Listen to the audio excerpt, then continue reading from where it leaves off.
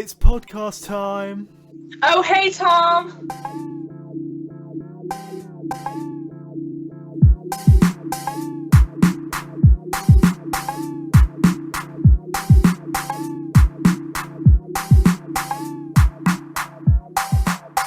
Hello, you are listening to the Little Things in Life podcast. It's episode 6, but it's episode 1 of the isolation tapes. For the first time, we're recording this podcast not in the same room.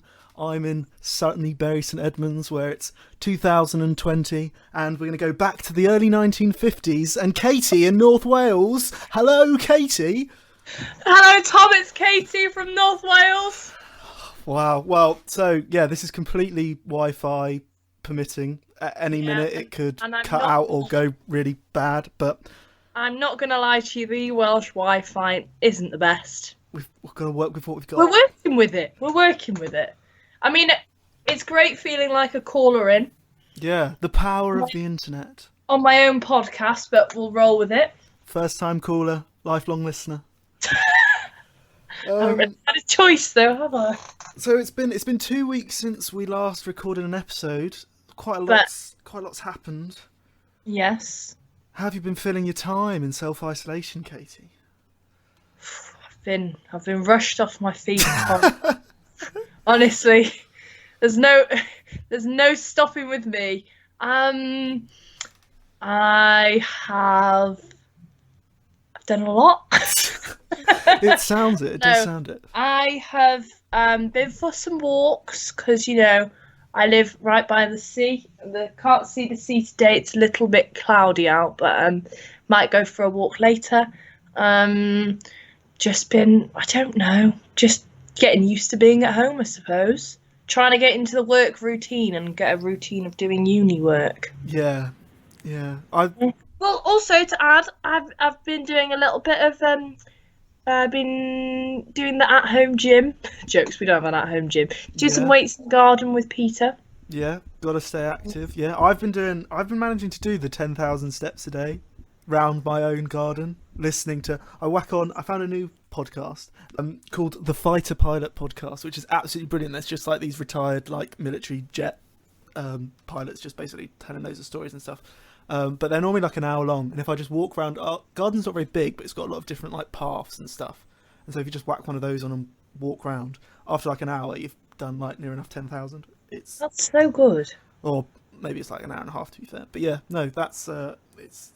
I mean, I feel like I'm in a lunatic asylum, but it's what can you do in these bizarre times we find ourselves in? Bizarre is the word. Yeah, but yeah, I haven't been doing that much work. I've been doing about 2 lectures a day, which I think's all right. That's more than what I called work yesterday, Tom. Yeah, well, you could always do more. We did a poll. Nice one. Thanks for that. That really makes me feel great. Well, that's just a general life quote, I think. We did a poll this week where we asked people. Yeah, I've got a few bones to pick. No, joking. Oh well, I was talking about the one where we're like, "What are you doing in self-isolation?" And we're hoping for people to give quite good responses, but we've got PS4. Yeah, well, that's not a good response. Who said the gym? Oh, Jup. Fairs. But obviously the home gym. Sims. Eileen said Sims. I think that's literally the best suggestion we got, isn't it? Sims. Start. You can't leave the house in real life, so just leave the house virtually. Yeah. So true. I've never Lots played. Of people just Sims. saying they were listening to the podcast and eating a lot. Yeah. We got a lot of people said some quite nice things about the podcast. So thank you so much for that. Yeah, much appreciated. I've never played Sims myself, so I don't fully understand it. I only played it on the iPod, but on the iPod, on my iPod Touch. Yeah, when I was I don't know how old I was, but I spent too much on. I didn't like the house it gives you to start with. I spent too much on wallpaper and ended up having to use my sim to break into other people's houses so I could eat steal their food and use their toilet, because it gives you a stock house, but it's horrible. So I got rid of everything, toilets, changed all the wallpaper, but ran out of money, didn't have a job, so yeah, would have to break into neighbours' houses to use the toilet and eat their food. wasn't a very popular sim. No. Shot where you could develop those characteristics yourself. No. I mean, you have admitted in one of the other podcasts that you do think you're a psychopath. Yeah, but I think I'm a long way from breaking into a neighbour's house, using their toilet, stealing the food, and running off before they can I challenge think me. your neighbours should watch out. Oh no, that's no. That's the whole point of Sims is you can be the person you're not. Oh, wow, sorry. It's quite a sinister side to it. Yeah, no. Just want the real side of me to come out through Sims. Sorry. Yeah. You've just said yeah, and you've gone into people's houses. Sorry. Yeah. We also did another poll of yes. who would you rather isolate with, and it ended up being okay. It didn't end up being a draw technically. No. If we take away the fact that we voted for ourselves, you won by 1 vote. That means I'm a winner. I mean, I wasn't going to mention that. I wasn't going to mention it. So it wasn't quite 50-50. I got 9 and you got 10. Yeah. Yeah. But that was a lot better than I thought it was going to be. To be fair, though, my own mum voted for you. My own mother would rather be self-isolated with someone that she's only ever met twice.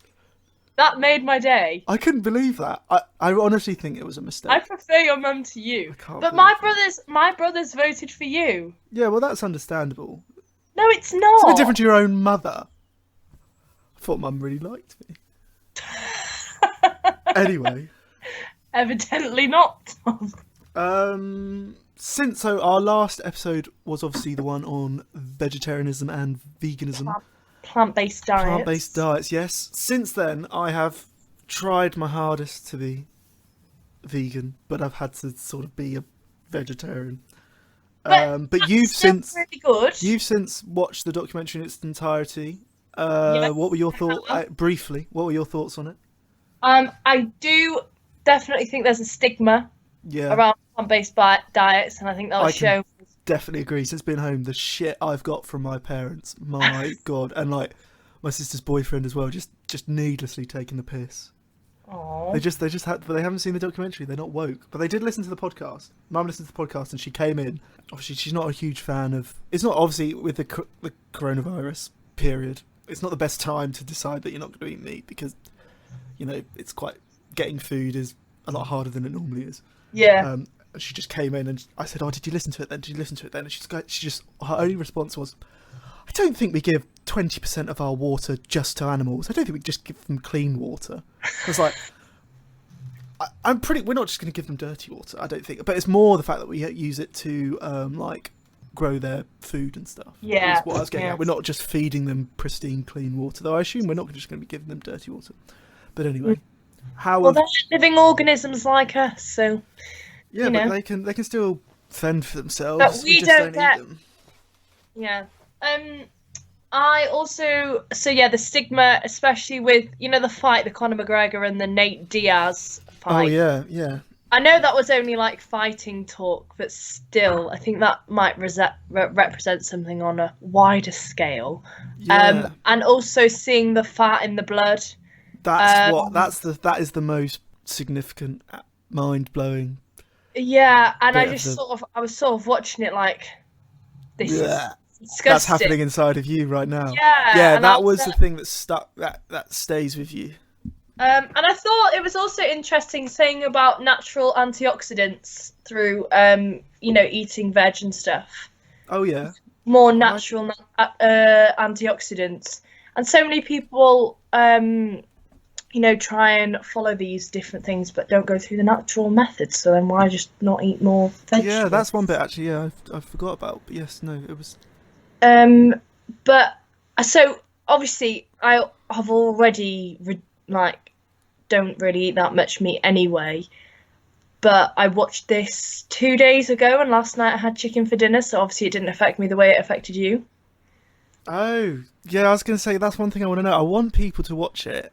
And then see if it's fucked them up as much as it's fucked me up, basically. I think because I've already been aware and I've already reduced the amount I eat of dairy and meat so much, it's not made that much of an impact to me because I've already reduced it so much. But I think it really needs to be watched by people who are stubborn. Yeah, I think I did. I think I was losing. I think I did. I mean, I was only best part of 2 weeks, but I think I did lose a little bit of weight in that time of being as vegan as possible, veggie as possible. Well, I definitely lost weight as well. I was looking, yeah, I definitely lost weight when I stopped eating as much meat. And that would make sense when you see the amount of fat in the blood. Yeah. Oh God, it's fucking, that's I mean, I've not been affected as much as you, but maybe I'm not as squeamish as you. Yeah, so. no, I legit think that might be the case.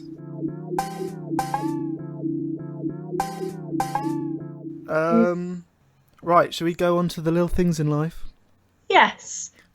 Katie's favourite bit of the podcast. To be fair, it is as I pour myself a cup of tea, which is a tea from Sister in Green. I really wish I bought some more.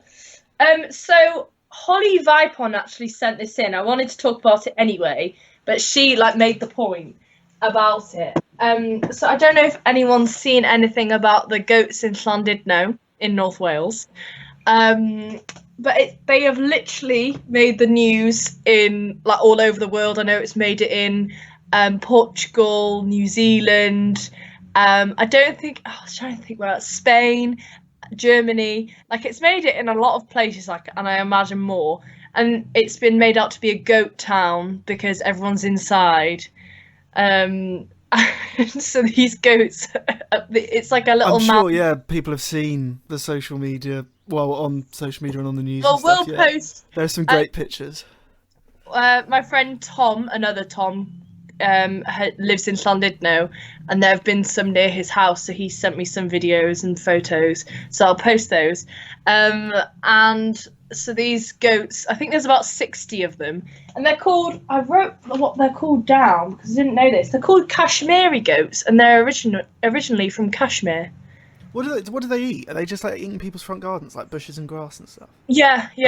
What's the local opinion? Do you think they're a menace, or do you quite like them?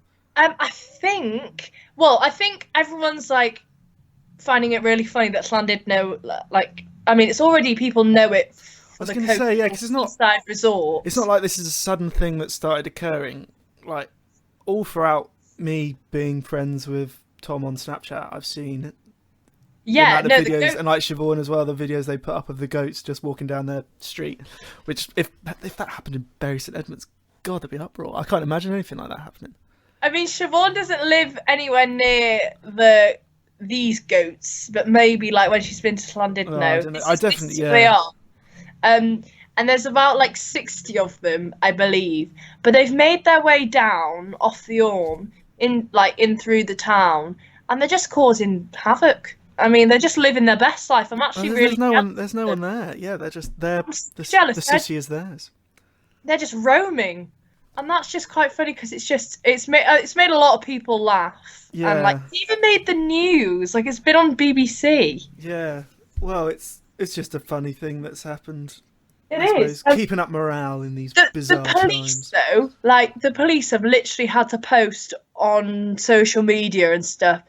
I know, saying, basically saying, don't come to Wales.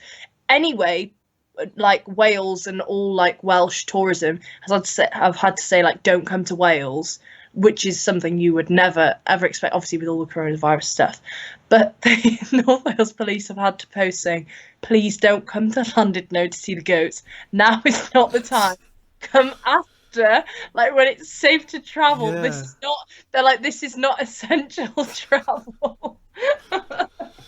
Yeah, well, I mean, I'd steer clear of Wales as much as possible anyway, but yeah, I think, Your mother had words with you, Tom. Stop talking bad about Wales. Oh, I'm only joking.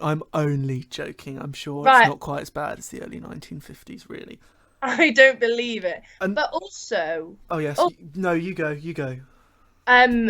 The other little thing in life that we wanted to mention was the clap for the NHS. Yes. It's every Thursday at 8:00. If you aren't already aware, it wasn't just last Thursday. So it's happening. It will happen the day before this episode comes out. But every Thursday, 8 p.m. I presume for as long as we're in isolation. Yes, clapping for the NHS, and I was so surprised at how many people did it. I was sort of like, oh, it's a bit of a weird thing. Like, obviously, I'm all for the cause. My sister works. No, my sister's I was a the nurse. same. I was like, going outside your front door and just clapping. People are going to be like, what the hell are you doing? But obviously, I'm all for the cause.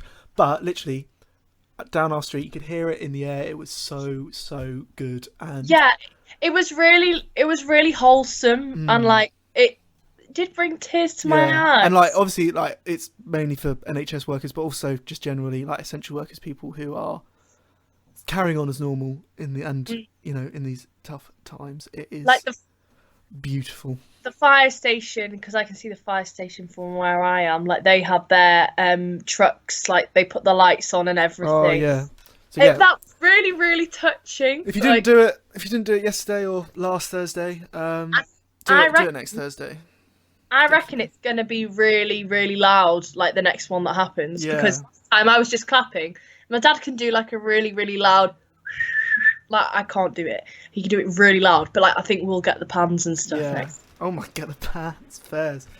Yeah, the only thing is, no one really knows when to stop. You're always like, has it been a minute yet? So we ended up doing it for about 3 or 4 minutes, I think. But no, really, really good. I did it when I started to get cold, actually, because it was freezing last week. Another quick thing that we haven't said on the podcast is we recently discovered that when you listen to this podcast, you can play at a variety of speeds. And this is something that I want to get across. Playing it at half speed is hilarious. It sounds like, I don't know, it sounds like we're really tired and drunk or, literally, I don't know, ill, basically. It is funny. It's a new level of fun you can bring to podcasts. It's just really, really funny. Play it at half speed right now and just see what I mean. I swear all apps just do it. I put on a podcast yesterday and forgot it was on at half speed. It was so funny. Yeah, it's not very good. It's not very good for like the introduction and the outro and like the little bits in between, but for just general discussion. I mean, I'm not going to listen to a whole podcast of it half speed, but if you hear a little bit in the podcast that you think actually they're speaking quite slow, so maybe right now at half speed, that would be maybe quite funny. Yes. Yeah. Well, without further ado, I've just lowered my chair. Let's get into the filling that is the pita bread of the Little Things in Life podcast. Our question today was a response to our episode 2 weeks ago, which was on cosmetic surgery. I believe it's episode 4. And our question we are asking ourselves just to talk about and think about in general, and we'll obviously ask you too, is what makes us beautiful? Oh, well, yeah, what makes us beautiful? Basically, we got a lot of messages regarding the cosmetic surgery episode, but one that really stood out was about this idea of how influential are big businesses and corporations on our own perception of beauty. And it's something that I've never really thought about, but I did find it quite interesting. This idea of, do we pander to them or do they pander to us? The argument was cosmetic industries promote unrealistic and largely unobtainable body standards in order to sell their product. Do they prey on vulnerable people? And is the media entirely responsible for what our perception of beauty is? Katie, do you have any initial thoughts? Well, I think this is a really hard question. Obviously, there is no answer. Yeah, but there is a lot of parts to it. Yeah, it's like not an easy one to answer in that aspect, where there's loads to talk about. I mean, the Oxford definition of beautiful is having beauty or giving pleasure to the senses or mind, which, I think is a very good summary of, what it is. But everyone's different in what they think is beautiful. Yeah, I think you can break down this question into lots of different parts. Do you think that media is entirely responsible for our perception of beautiful? Do you think that this idealized, attractive man or woman, we're talking about tanned, very good skin, muscly, skinny, maybe with with girls it would be skinny but with big boobs and a big arse, and a perfect sort of like symmetrical, tanned, well-defined face. Do you think that is entirely that this image of attractive people is entirely brought about by the media? The media is responsible, and big industries are responsible for it, or do you think it's a bit more like human nature? I think it's human nature, but social media is a huge influence. If you're surrounding your social media and if you're following people that you think are beautiful, but well, obviously it depends on the individual's opinion on what beautiful is. But if you're following people who are who are just not you, basically, and the more you're, and if you're following similar looks or something, and the more you see, you might want to be more like that. But the thing is, though, I think about myself and I'm like, whoever I follow on Instagram, or, if I buy any beauty products, I know if I use these products, I'm not going to look like that person that's advertising it. Like Shakira, she was doing an advert for teeth whitening. I know I'm not going to look like Shakira once I've brushed my teeth. Especially if I've just brushed my teeth at 8 o'clock in the jokes. Don't get up at 8 o'clock in the morning. But do you know what I mean? Like, I think it depends on your mentality as well. I'm also quite a realistic person where I know, like, if I'm following these people, I'm not going to be like, oh, I want to be that. I'm going to look like that. Yeah. I'm not going to get into a negative mindset where I feel like that is what I want to look like. Yeah, because I think it's very different depending on your point of view on this question is going to be very different depending on if you're a boy or if you're a girl. And also, it just depends on like what type. If you're an insecure person, that might be your. I think it's really difficult. Literally depends on what type of a person you are. Yeah, I agree. I think a big part of it is nature, though. I'm not a believer that if we diversified our social media, if we saw a complete diverse range of models, we're talking about people of all sorts of body weights, all sorts of skin colours, all sorts of including like disabled people as well. If we completely diversified media and the modelling industry and like the cosmetic surgery industry, I think there would still be, you wouldn't suddenly see this complete randomisation of who finds what attractive. I think, you're not going to find the same amount of people attracted to bald old men with beer bellies as you are tanned men with six packs. That I think, and you see it in nature as well. Animals pick their mates defined on their like physical fitness, and so I think that to that extent it is completely natural. But then again, I did some research, and this website, which was ironically called The Little Things, no way, talks about how this idea of beauty has changed. And obviously these are periods where we didn't have big corporations and big businesses, but it was saying that the Renaissance in Italy during that period, large foreheads, pale skin, blonde hair was very, very was considered the epitome of beauty. In 18th century France, it was all about being very, very pale, having double chins. In the 1950s in the UK, it was about being quite curvy. We look at Marilyn Monroe as well. By today's standards, compared to like the supermodels and models of today, she would be considered large. And the Egyptians were all about lots and lots of eye makeup. And then ancient Greek as well. This was the most surprising, was unibrows. Girls having unibrows was considered the most beautiful feature they could have. And then I then think, oh, it's all nature. Like, you're attracted to people based on their fitness, and then I'm like, but then again, unibrows. I mean, I know that's nothing to do with fitness necessarily, but you in the 21st century, if you have a unibrow, there is no way you're not going to do something about that. If you're a girl,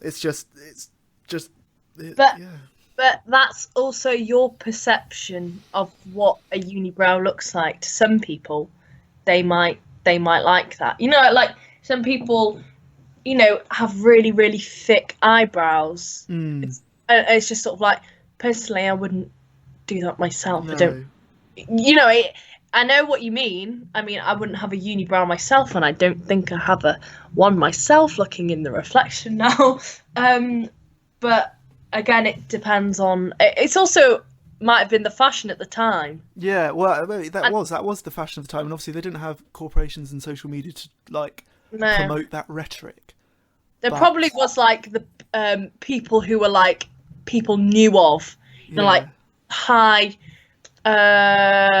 like social. I don't know what they used to call them. You So- know, like the unibrow of ancient Greece was sort of like the thigh gap of the 21st century. interesting. Well, I don't know, because I don't even think that's considered particularly attractive nowadays. The six pack. I've heard something. It's like the Katie Bold look. I don't know if you. Good God. Okay. But what do you think about diversified social media? Obviously, I think that's brilliant. But there would be a line. There is a line there regarding like, obviously, It's hard. you want pop culture to be inclusive, and at the moment you could argue it's not very exclusive, but it remains pop culture. So things like Love Island, for example, you know, that is pop culture despite it excluding a vast proportion of society, because it's basically, obviously personality plays a part, but we're not talking about personality, we're talking purely based on looks. That is a show that is And we were saying about how you know, there are some people that have been on it who have been considered bigger just because only they in relative terms of the show, not in terms Yeah. of society. but And in they're terms still ridiculously tanned and have really good skin. yeah, and you know, at the time when they went on the show, the amount of people that were saying things about them, and it's just Yeah. sort of Yeah, because I choose not to watch Love Island purely because I just don't like it. But I also don't like the fact that it's purely based on people's attractiveness. I think, well, Yeah. it's not purely based on people's attractiveness, but oh well. all people are talking about is who's the fittest girl, who's the fittest boy. Originally, and in the program, it is literally on looks. Yeah. You choose who you want to be with, on what they look like on the first episode. You know, Yeah. they have no idea what they sound like or anything. They are just choosing who they find the most attractive. Yeah, and so that's the basis why I don't really like watching the show. I also think it's a bit like brain dead TV. It's just not my sort of thing. But I accept it's very, very popular, and I Yeah. accept it's part of pop culture. And I think if it was really that damaging on society, surely people would just reject it. Like, it may come as a shock to listeners that I don't have a six pack. Sometimes if I breathe in and I haven't had like a big dinner the night before, first thing in the morning, I can see like the top two. No joke. I don't have a six pack, but it's not like impossible for me to get one. Like, if I wanted to, if I could put in the work and I could get one, but I literally can't be asked. But I'm not going to lie to myself and be like, oh, you know, I'm not fat. I'm happy in the way I am. Like, I know that there are aspects of my body which are ugly, and I know that other people would think they're ugly, and I'm like, but I don't. It doesn't bother me though. It doesn't bother me to the extent to which like I'm feeling demonized by society. I know that I could try and I could reap the benefits of having six pack. That would undoubtedly make any person more attractive, implying that it's not these like idealized body images aren't completely impossible to achieve in a way. But I guess cosmetic- obviously for some people, you know, if you're looking at the likes of Kendall Jenner, Kylie Jenner, Kim Kardashian, if you're looking at their waist size, you know, some people aren't very realistic in the sense that, you know, these people have had work done. You know, like I know in the past I've shown my mum pictures of celebrities, and she's like, but Katie, like your body type and their body type, they've had work done. You know, and I'm not saying I want to look like them. I'm just being like, wow, like look at that. Yeah, because I think cosmetic surgery is more based on facial features as it is like the actual appearance of your body. I suppose you can get like boob jobs and stuff like that, but You can get all sorts. yeah. Oh, okay. Well, I was thinking Yeah. it's more facial features because those are things you can't really change through It's probably natural more. ways. It's probably more face, but you know, You can get Boobs and fat. You can get fat moved from your stomach to your bum. That's Yeah. supposedly what Kim Kardashian's had done.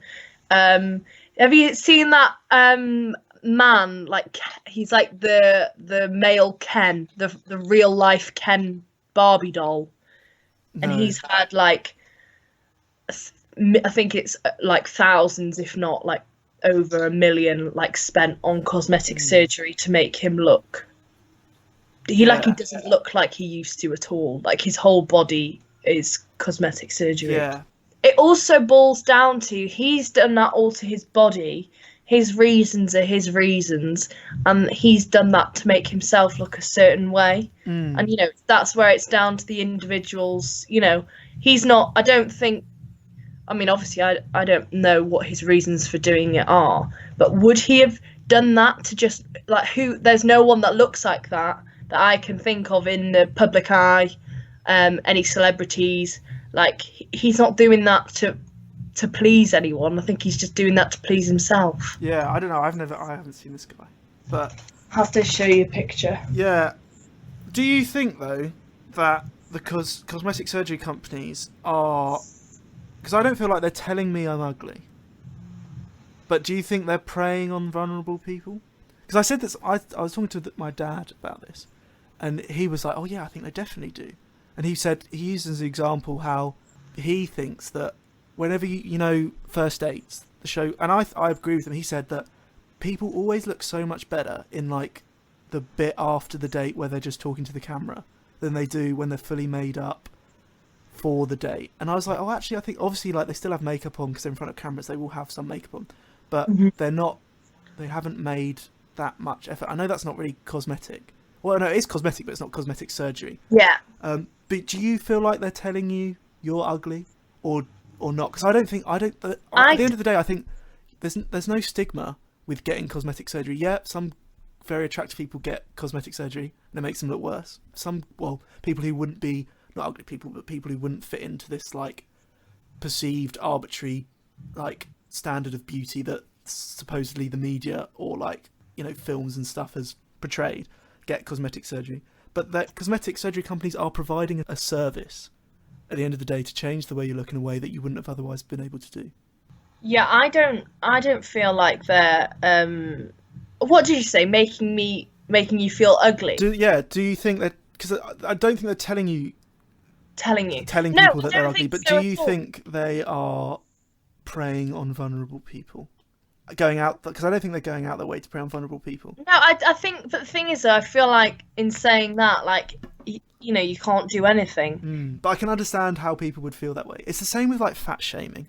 I don't agree with fat shaming, obviously, but I do think you can't promote unhealthy lifestyles in the same way you can't promote alcohol abuse, drug abuse, smoking, and it's also the same with like anorexia as well. Like there is no one's promoting that kind of thing.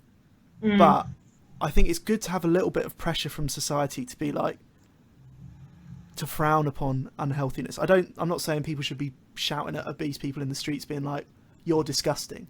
If there wasn't... There needs to be a bit of pressure there because you can't promote unhealthy lifestyles. And I think there is a line, if you're diverse, if you're making your social media feed more diverse, there is a line where you've got to be like, you can't make it so diverse to the extent that you're promoting severely overweight people and obesity, because I don't think that's a good idea.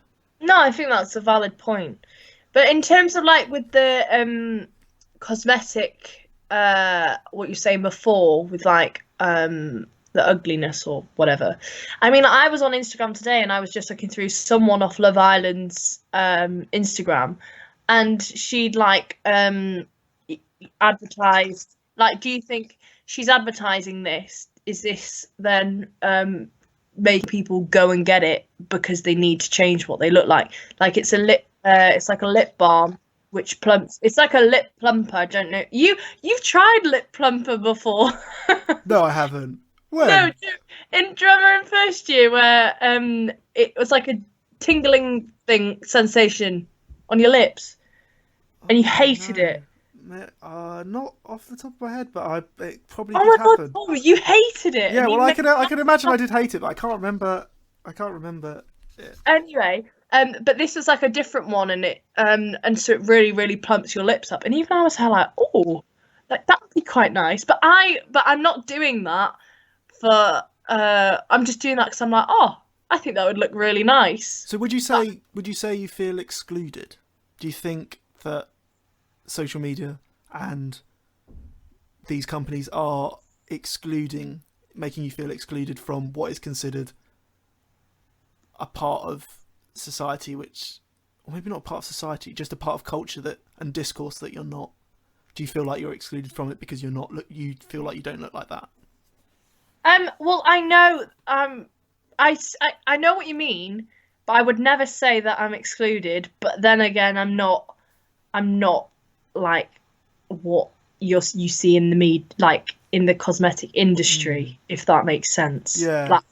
Like a person like me, this isn't in a thing way at all, but a person like me would never make it in the modeling industry. Like that would just never happen. But unless it was for being like a bit different, maybe. Like, do you know, like these people, I mean, I know there's more like models, I can't remember her name, but she's got different coloured skin on her body. I don't know if... yeah. Do you know who I'm talking about? I can't remember. I know the sort of thing you're talking about, yeah. You know, like, they are... Like, moles and stuff, and then people who have also been subject to, like... Yeah, because there are people who have very big, like, moles, and there are people who have different coloured patches of skin. Yeah, also, and you've got, like, Katie Piper. Like, burns. But is that the person with the burns? Yes. Yeah. So you've got, you've got more, I suppose, different. But either way... That's what we're talking about when we're saying diversifying social media and media. But either way, these people, like, the model that I'm thinking of, she's been a model for Victoria's Secret. She has an amazing body. Like, she's not overweight or whatever you class as overweight. So if it really was, I thought if it really was excluding, if popular culture really was so excluding, then it wouldn't remain popular culture, and it is in your power to either be part of popular culture and be proud of it. I think it's part of us reject it, and there are lots of very attractive people who completely reject these generic, like idealized, sexy and attractive men and women who are. But I think it's part of like our human nature to appreciate like beauty and like I follow. Yeah, it's intrinsic. It's intrinsic to how we feel. If you look good, you feel good. That is going to be nature. If you think you look good, you're going to feel good. Like sometimes I follow these people like almost for like a motivation. Like, yeah, I could do something. Like I could go and do a bit more exercise. No, but you could. Like you could. It is in most people's like ability. It's not completely arbitrary and completely impossible to achieve. Like, and also I think one thing I was thinking of is like a lot of people I know who've had cosmetic surgery were already considered very attractive. You know, you see, it's not like. But these people have definitely like cosmetic, not plastic. Yeah, no, definitely cosmetic. I'm only thinking of, I'm purely thinking of girls. I can't think of any boys, but think of any boys that have had cosmetic surgery. But yeah, no, they went into it being already considered by like most people very attractive. Well, to my understanding. I think that boils down to insecurity of a person again, and it's just people are doing things to make themselves happy and what they think would look good on them. Yeah, and which isn't bad at all. Because I don't think boys really care if you're skinny or curvy. And I think that's a very difficult thing to say.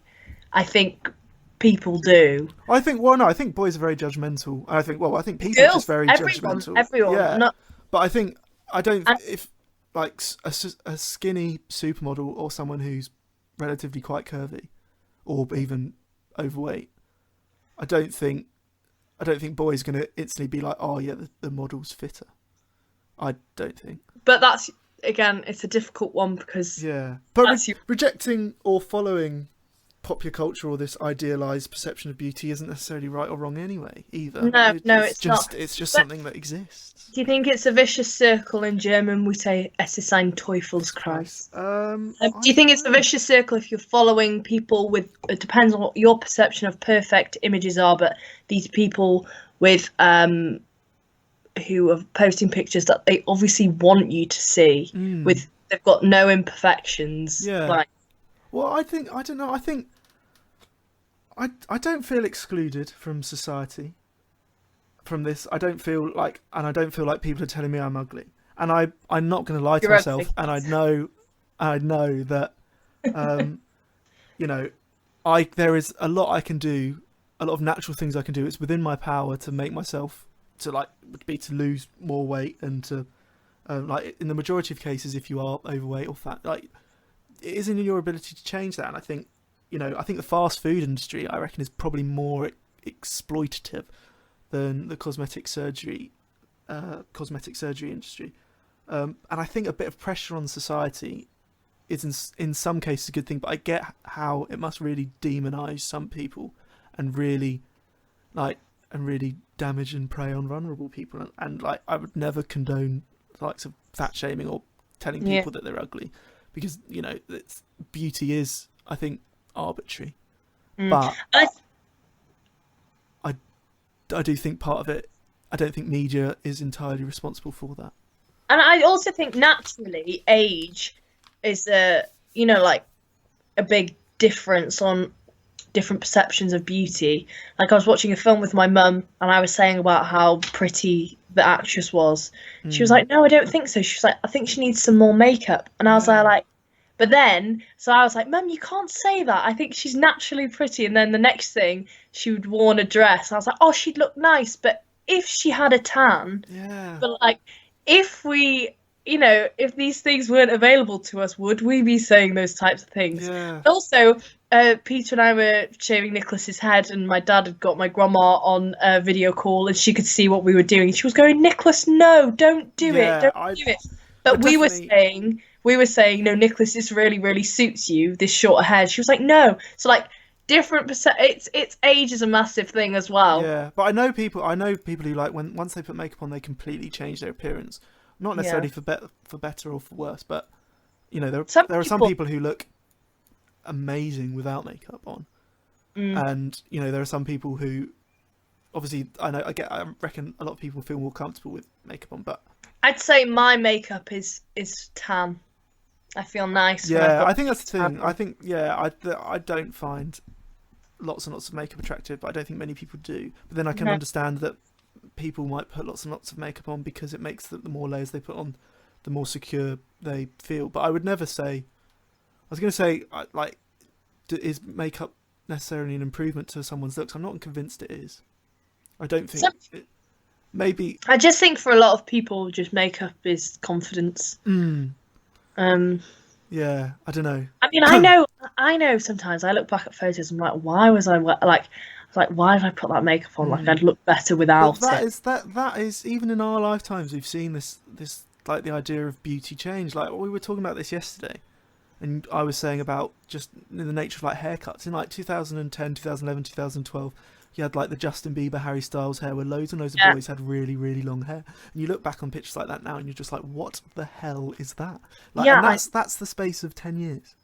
I know. And it's even like, I know this is really random, but like when it comes to nail varnish, like I used to have like this crackling thing, and it used to like, I don't know if you ever saw it. It looked like girls would know what it is, but it would separate on your nails, and it would look awful.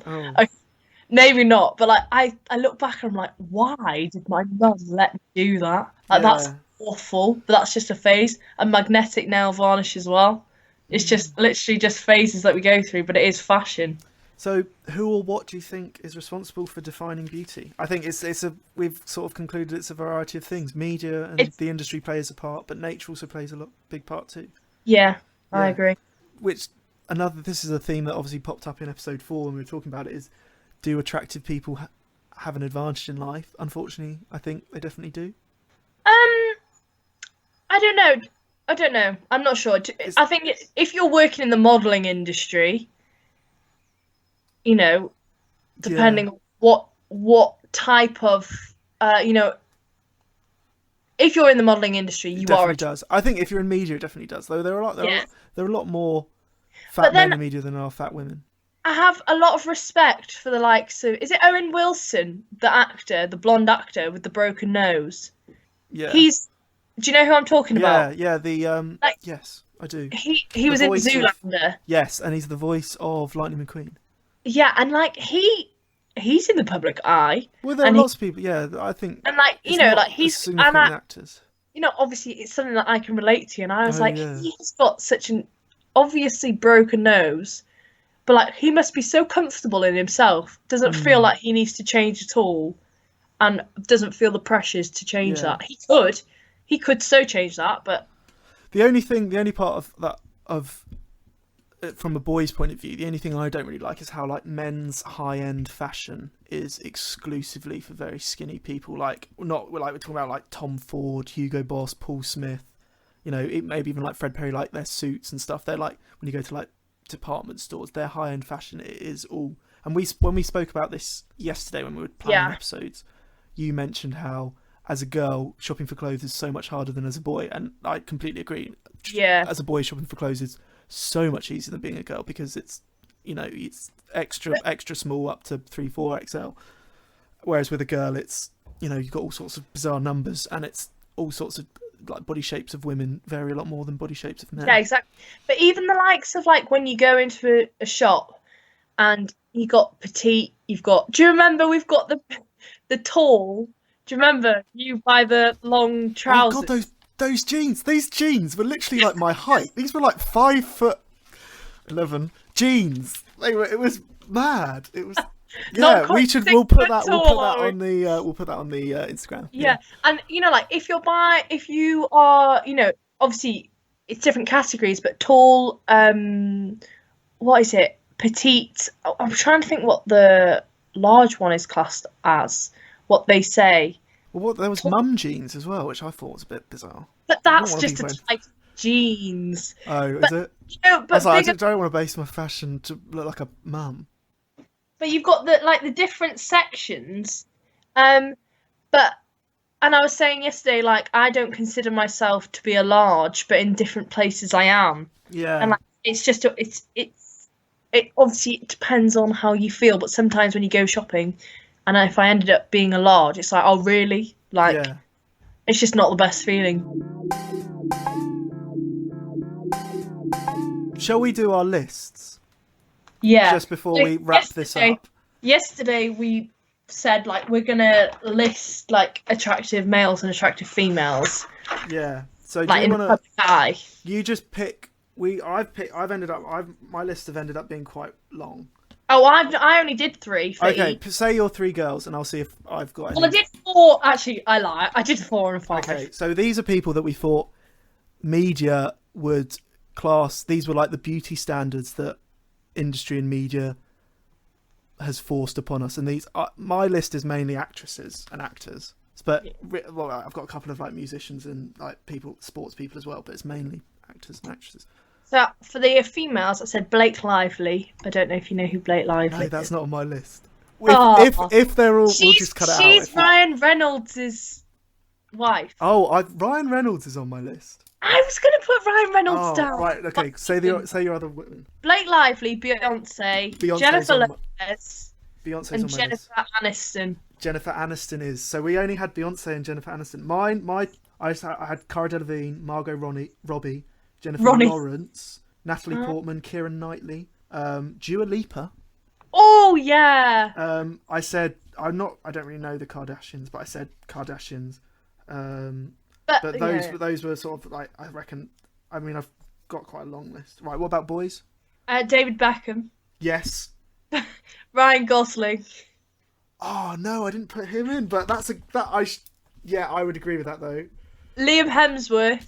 Yes, I put Liam Hemsworth. Yeah, I put him and Channing Tatum as well because I thought like these. Yeah. I Brad Pitt and Leonardo DiCaprio as Yes, well. I put Leo. I didn't put Pitt. I should have put Pitt.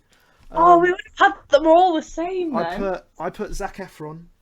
I was going to put Zac Efron, but I decided against it. I didn't have any more space. Matt Damon, Yeah. Orlando Bloom. Oh yeah, he's with Katy Perry. I put Tom Cruise and Daniel Craig, but I think, yeah, Tom Cruise and Daniel Craig. Harry Styles, I put. Current Yeah. Harry Styles. Yeah. Yeah. And who's that? Alex Pettyfer I don't know who that is. was the blonde one who plays Alex Rider in Stormbreaker, and we watched a film. Like, he's quite old. He's a fair bit older now, so he's not quite as attractive as he was. I don't think, probably by these these beauty standards. But yeah. So okay, so this proves our point in a way. I think it was kind of a mix. We had quite a few in common. Yeah. But yeah, no. So an interesting experiment. Okay. So Well, I think that's all for this week. we're drawing to an end. Yes. I've been Tom in Bury St Edmunds. I've been Katie in North Wales. Thankfully, the Wi-Fi's carried on. Enjoy the rest of your self-isolation period as much as you can. Yeah, look after yourselves. Stay safe. Stay safe. Stay well. We hope we're finding you in the best health. We should have said that at the beginning. But yes, keep on listening to the podcast. Keep on sending suggestions in. If you've got any cool ways that you're spending your self-isolation period, let us know and we'll read them out. Yeah. We'll put more things on the Instagram. Yes. So usually we have a little, a quote or words of wisdom. This week I saw on Instagram a Norwegian word, and I have actually, in case you didn't know, I've been to Norway, and I have messaged a Norwegian relative for the pronunciation of this. And It's a lovely word. Well, the meaning behind it's lovely. Yeah. So you spell it Kos, but it's sort of like kus. I think that's how you pronounce it, kus, like that. As far as we're aware. So it's classed as a kind of instant happiness when you feel safe, warm, and good together. And it's a typical Norwegian luxury of simplicity where small joys make you feel great. And I think it's important now, obviously everyone's inside, can't do exactly what we want to be doing, but it is important to find the small joys that do make us happy. Yes. And, work on yourselves, have some you time, and it's just some time to think and reflect, Yeah. And it's just it's an idiomatic word, like it's not directly translated, but I just think it's a really nice word to think about. Yes. So yeah, I'll leave with that one. Kus. Brilliant. Well, That's the end for this week. yeah, we'll see you next week. Next week's episode, we're going to do something slightly different, but you'll have to wait. You'll have to wait and see. And We're wait gonna and see mix it up a little what that bit. is. Yeah. All right. See you next week. See you next week. Stay safe. Stay safe.